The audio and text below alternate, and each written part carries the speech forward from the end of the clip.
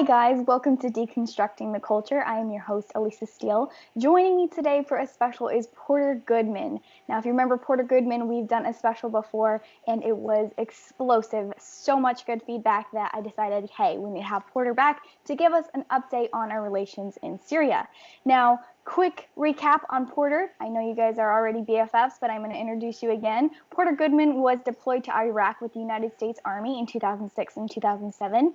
Then in January 2016, he actually flew himself to Syria. His family thought that he was in Indiana or something. He flew himself to Syria and was smuggled across the border to Northern Syria, where he joined the Syrian Democratic Forces because he was so passionate about the issue. He wanted to get involved as a volunteer.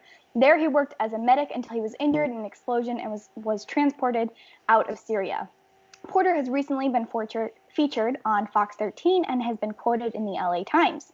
Since returning home from Syria, he is happily married and working as a software developer in Provo, Utah. Porter Goodman, welcome to the show.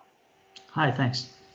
All right, so real quick, last time we briefly talked about Trump's Syrian decision to pull all of the troops out of Syria, but then since then, that hasn't really happened. It's actually been kind of reversed.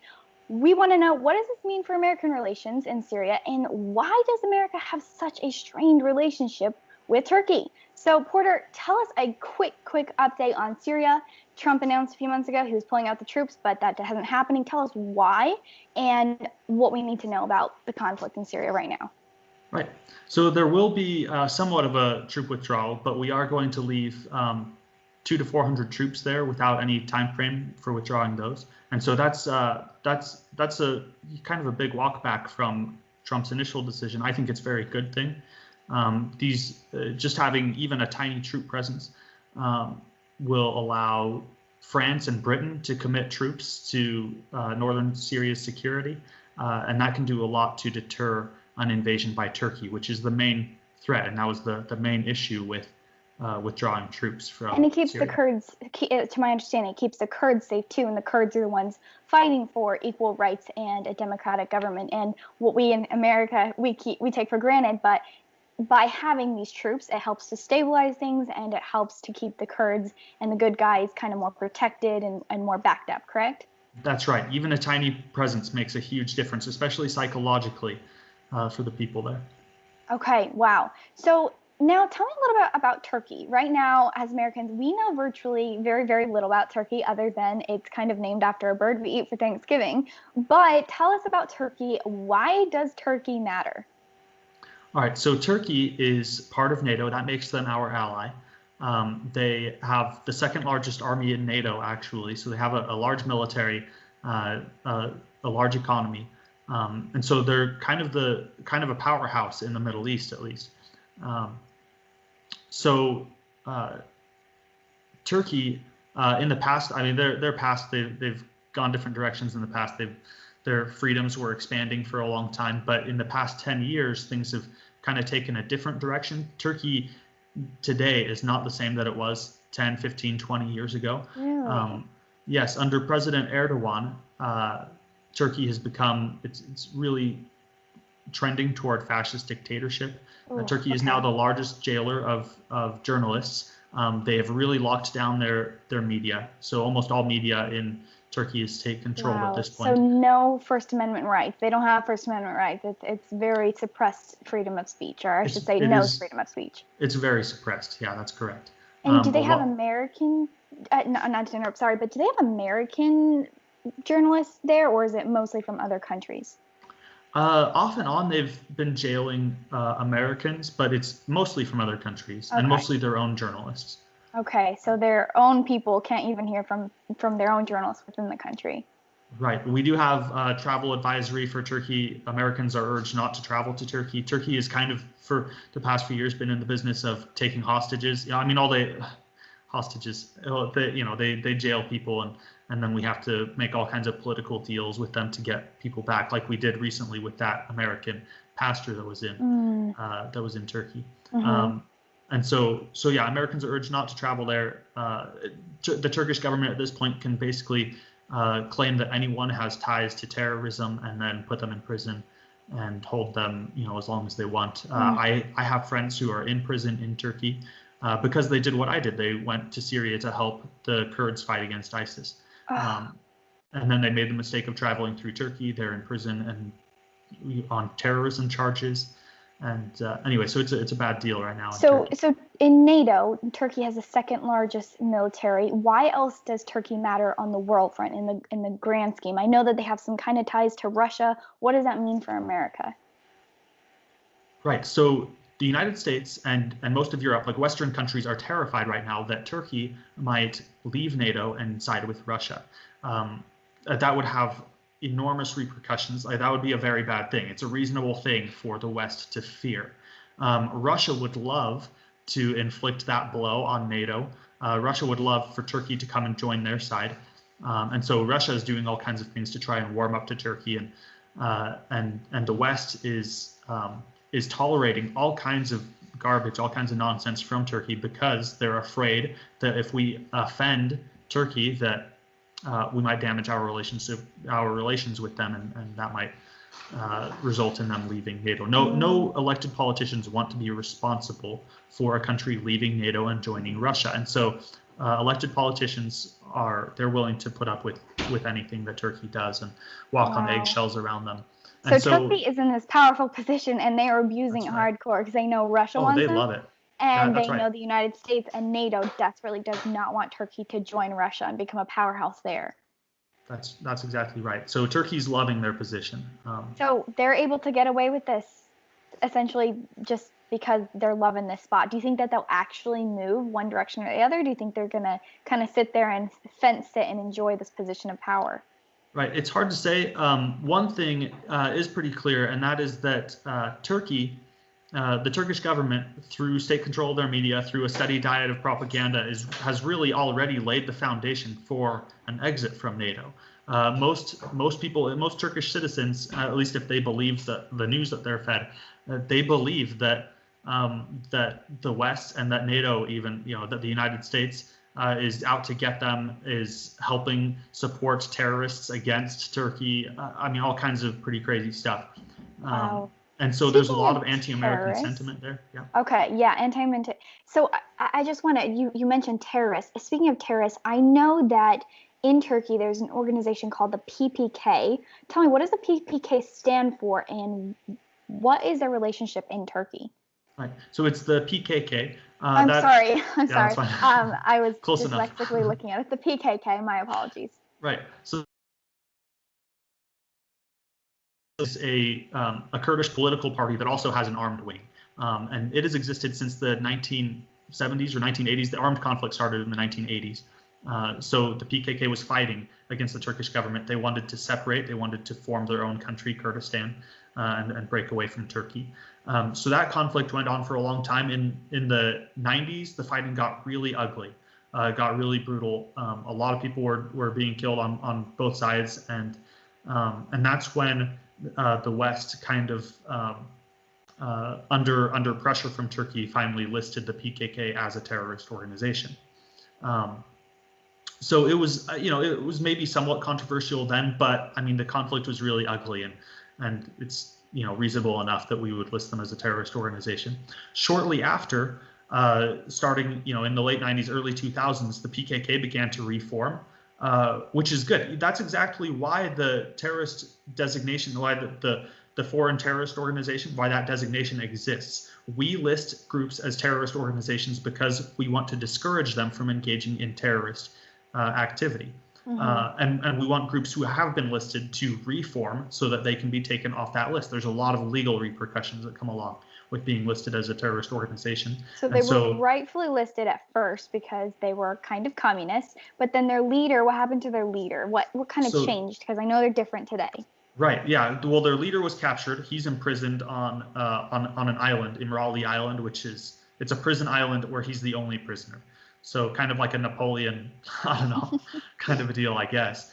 So he's isolated there, and so he was still looking for a solution for his people, for the Kurdish people, and he ended up deciding that the Kurds should abandon The PKK was, originally a communist organization. So they abandoned communism at that point in the early 2000s. They abandoned their aims at separating from Turkey and creating their own state.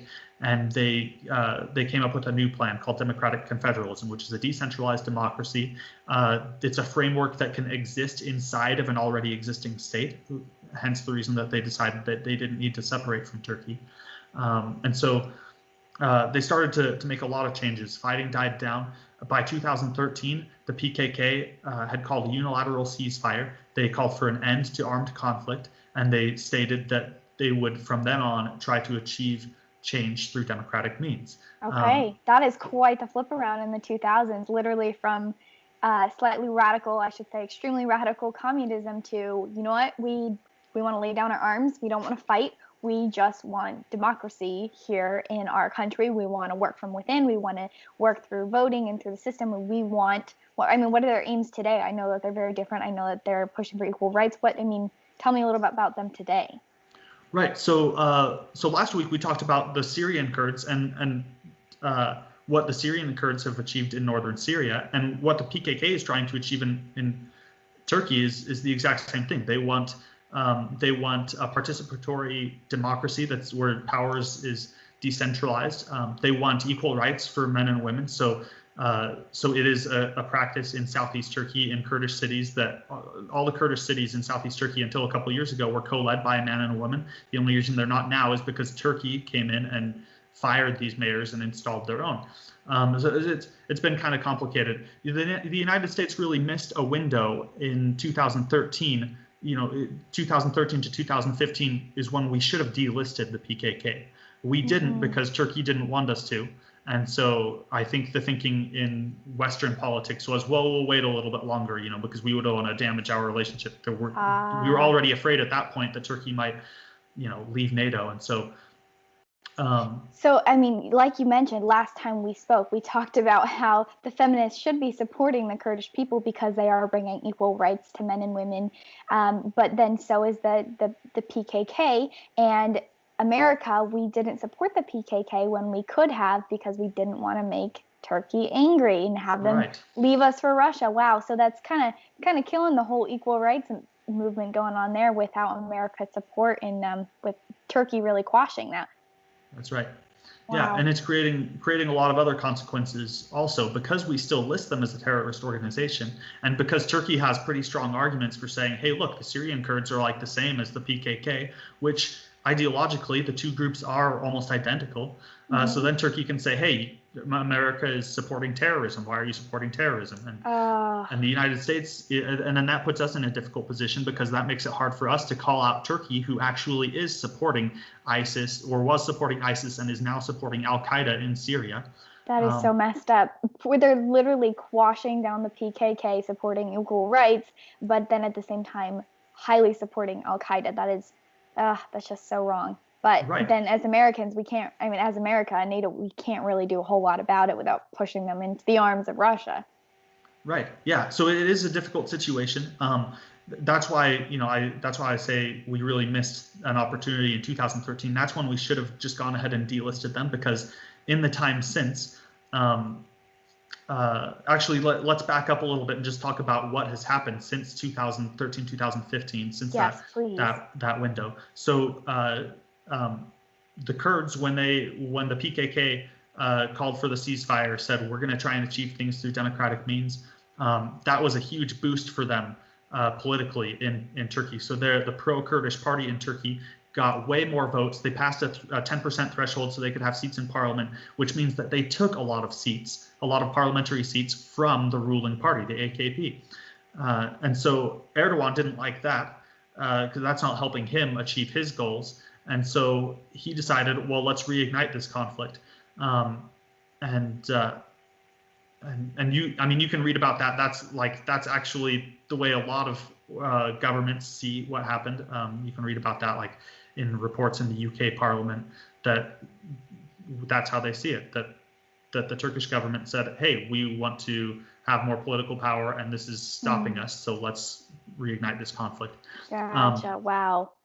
And so they're using this conflict now. So basically, what happens is the Turkish government then starts imprisoning Kurdish political leaders, which sends a message to the Kurdish people that, hey, you're not going to achieve any change through democratic means. So then their only option is to fight. So of course the fighting reignites. 2015, 2016, 2017 saw huge fighting across southeast Turkey, which the world went almost completely unaware of, except for satellite evidence, because Turkey doesn't allow foreign observers into southeast Turkey. They don't allow foreign journalists to come in. No journalists, and so the whole world had no idea this was happening. But the devastation was obviously so bad that it's now showing up, and we're seeing on satellite pictures. That's right, and you can read about this also in UN, human rights reports that go over just the percentage of cities, by city, the percentage that was destroyed. And I understand you actually saw some of that happen while you were in Syria, just over the border. You could see the smoke and hear the bombs destroying these cities. That's right. When I was in Kamishlo in northern Syria, Kamishlo is right on the border, across the border from Nusaybin in Turkey, and it was frustrating because we would sit there and we would hear the bombs going off every couple of minutes, bombs and tank shells firing and things like that. And we'll see the smoke rising, hear the machine gun fire, the heavy fighting going on in Turkey, inside the borders of a NATO country, while we're safe in Syria, which is weird. And of course, the world doesn't know about it. That's devastating. Right. And I was constantly going online and trying to is anybody talking about this? How is nobody talking about this? Well, the fighting in Nusaybin wasn't even as bad as the fighting in Diyarbakir and Sur and some of these other Kurdish cities in southeast Turkey, which were just obliterated.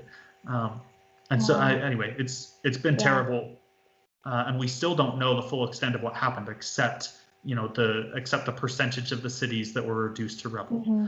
Wow. Well, thank you so much for sharing that with us. I'm sure that it still brings back those feelings of frustration. If you're able cool to run with it, let's switch tracks a little, because recently, in the last little while, Trump has asked for countries to take back fighters and fighter wives. And when I say fighter wives, I mean wives who were married to ISIS members. What's going on with that? How did that pan out? Right. So a lot of, as we know, ISIS is mostly built of foreigners who traveled to Syria to join ISIS. And a lot of these were women who went to marry ISIS fighters. And so they knew what ISIS was, and they wanted to join, and they traveled there and joined. So now a lot of ISIS wives are trying to get back into their home countries, into Britain, into France, Germany, and the United States. They want to go back home. Mm-hmm. And this is pretty controversial for a lot of reasons. Because if you look at it on an individual basis, for example, there's a British girl who's 15 years old. She travels to Syria, joins ISIS, marries an ISIS fighter.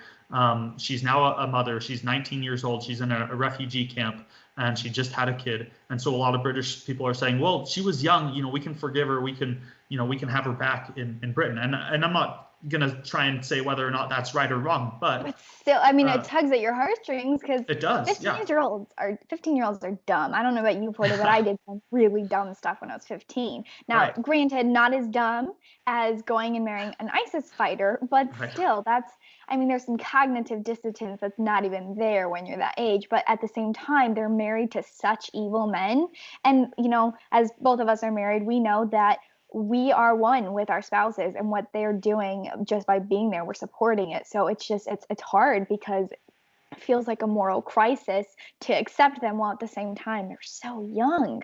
Well, right. And let me tell you, it wouldn't be such a moral crisis if this girl was apologetic, if she was saying, I made a huge mistake, I shouldn't have done this, I didn't realize what I was getting myself into, then it would be pretty easy. But that's not what she's saying, and it's not what most ISIS wives are saying. Most of them are saying, no, ISIS didn't do anything wrong. We just wanted to go live true Islam, and now we want to come back home. And so that's what a joke. So that's making it pretty difficult for people there's obviously to zero feel sympathetic. Remorse. Yeah, no, I have a hard time feeling sympathy, even with how young they are.